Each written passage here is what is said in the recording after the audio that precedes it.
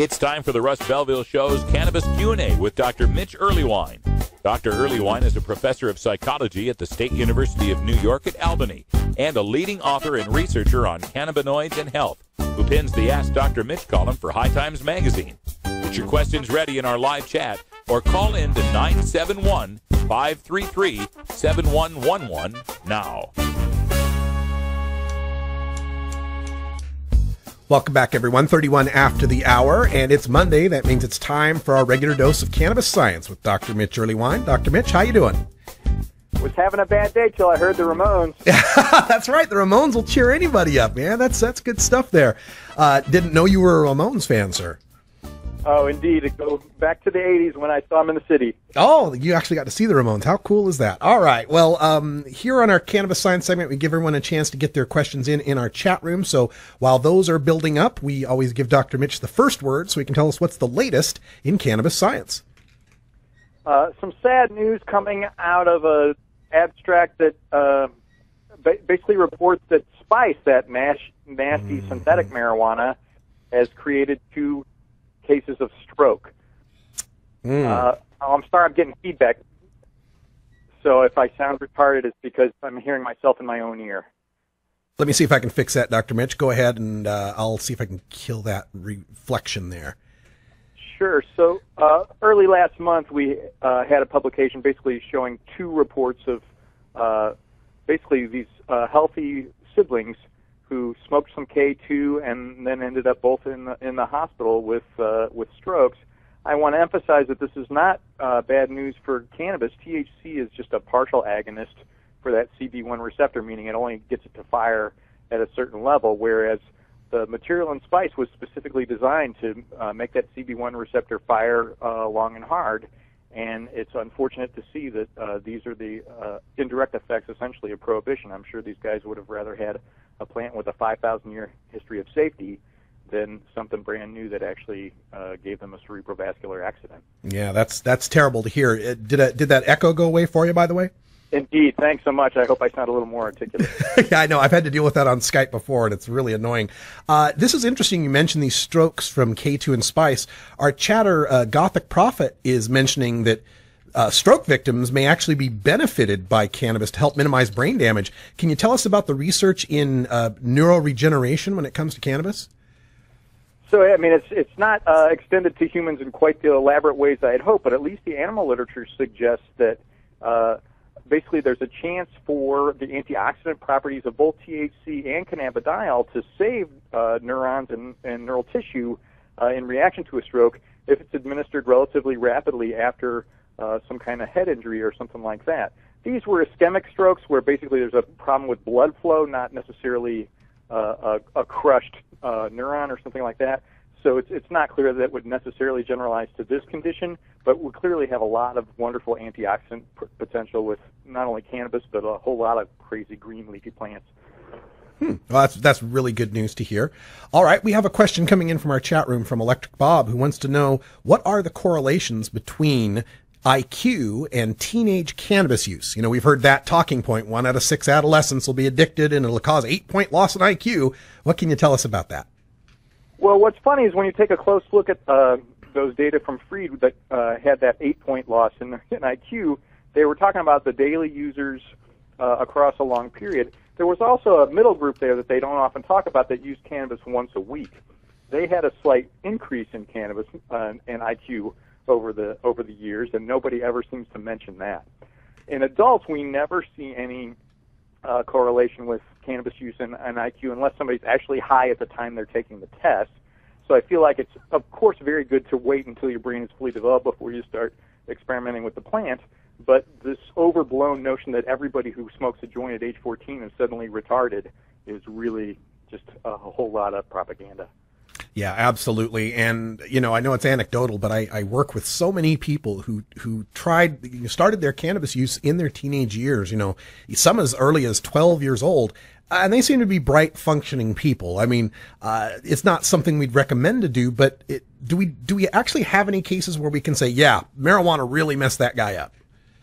It's sad because it becomes unfalsifiable. So every time I point to, anyone I know, from Carl Sagan to just a local undergraduate student, and say this person used cannabis and is fine, everybody said, but look how good they could have been. And I think, well, great, that's completely impossible. How could I ever know how good someone could have been, right? It's completely outrageous. Nevertheless, I mean, I think recommending against cannabis use in adolescents is completely reasonable given the data we have right now. And let's not catastrophize about that, though. I certainly don't think 8 IQ points is enough to send anyone to jail. Yeah, Dr. Mitch, can you imagine how many gold medals Michael Phelps would have won if he hadn't have smoked pot? The impossible dream. Yes, indeed. All right, I wanted to get some stories from the news media that I thought had kind of a scientific angle to them, and I wanted to get your comments on this. The story we told today is the University of New Haven in Connecticut. Heather Miller Coyle is a forensic botanist who's working on these DNA tests on marijuana to detect molds and contaminants and pesticides and such. How much do we know about the harm possible from these contaminants in marijuana? It's curious because it's clear that long-term exposure to inhaled mold in any case, regardless of its source, can be incredibly detrimental. And certain molds actually can create odd symptoms that mimic some brain damage and things like that. It can really be tragic.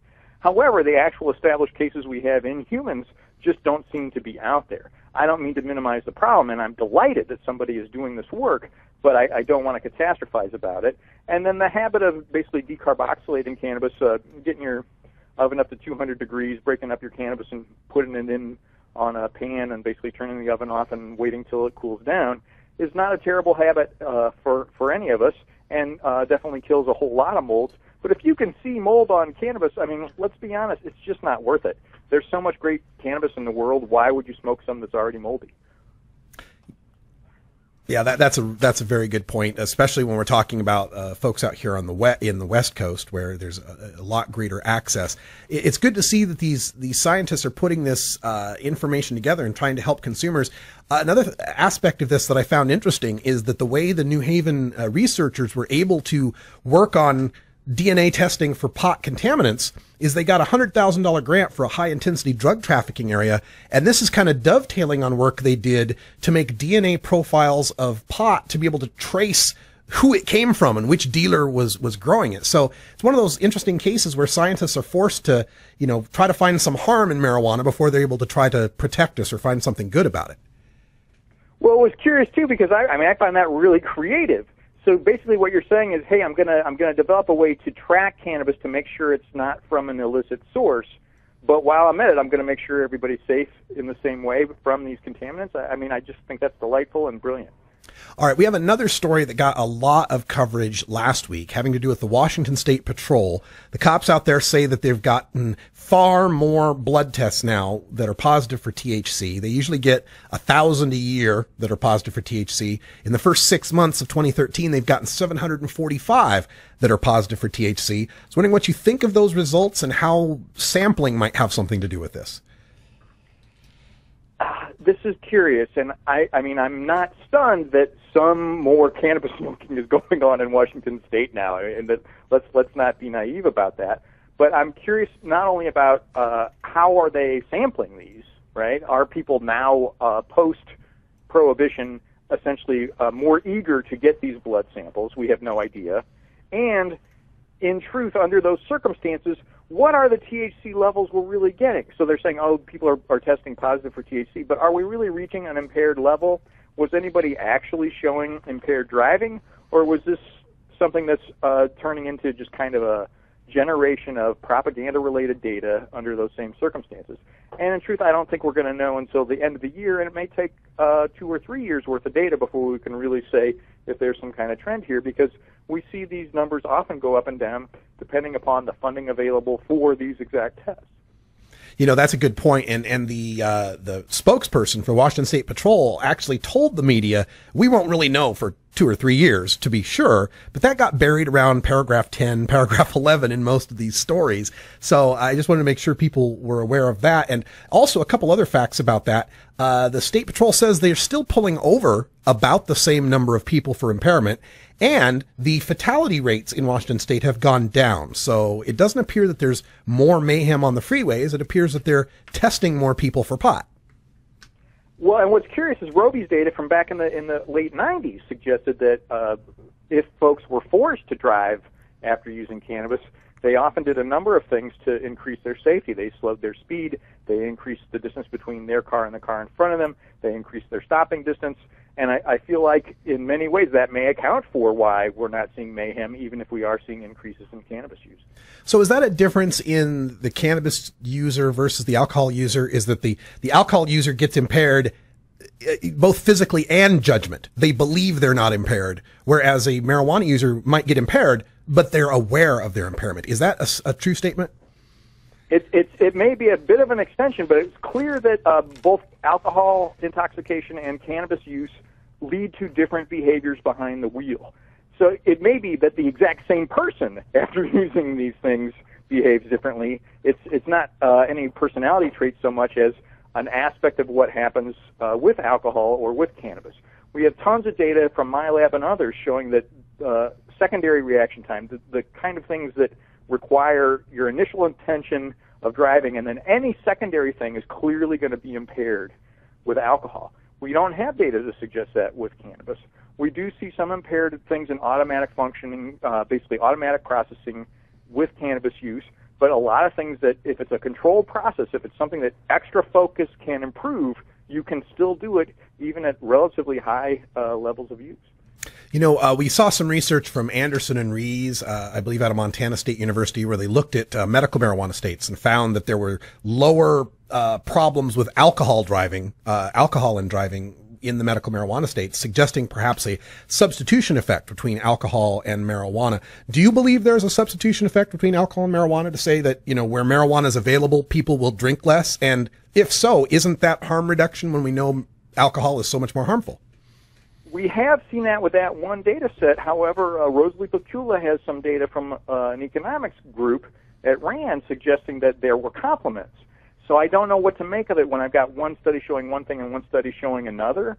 But in fact, I'm wondering if this may be a difference of overlap depending upon where the data were gathered. So I believe that was in Montana, the cannabis users and the alcohol users may be an overlapping crew, whereas in other states it may be these are really disparate populations. They're sort of people who are into alcohol, people who are into cannabis, and they don't overlap the same way, and that may be why we're getting these different results. All right, we got one last question, but folks, if you wanted to get a question in, didn't get it in, or you're just shy and want to ask it privately, you can always send your questions directly to Dr. Mitch at 420research@gmail.com. Just send an email to 420research@gmail.com, or visit our 420radio.org contact page, and we've got a drop down there for Dr. Mitch. Our last question here has to do with the American Medical Association. Last week, they reaffirmed their opposition to marijuana legalization, saying, quote, "Cannabis is a dangerous drug and as such is a public health concern," end quote. What's it going to take, Dr. Mitch, to get the mainstream medical organizations to understand that prohibition is more harmful than the alternative? I hate to sound like a conspiracy theorist, but when Big Pharma can't send physicians to the Caribbean for a cruise, suddenly their push against medical cannabis is going to drop. Yeah, there we go. It's all about the buy-in, and that's just a shame to see it happening that way as far as determining our policies across this country. But alternatively, if medical cannabis providers could suddenly start sending physicians on cruises, maybe we'd see less resistance. I don't know. That's what we need. There we go. The Seattle to Alaska cruise, all sorts of ideas there. All right. Well, Dr. Mitch, thanks for joining us again on this Monday edition of Cannabis Q&A. We'll talk to you next week. Thanks so much. Thank you. And stick around, folks. When we come back, we're going to talk about those new laws in Washington, underage stings, and why we have to enforce the law, folks. We'll be right back after these messages from our 420 friendly sponsors. Support these advertisers because their ad money goes straight to the Russ Belville Show.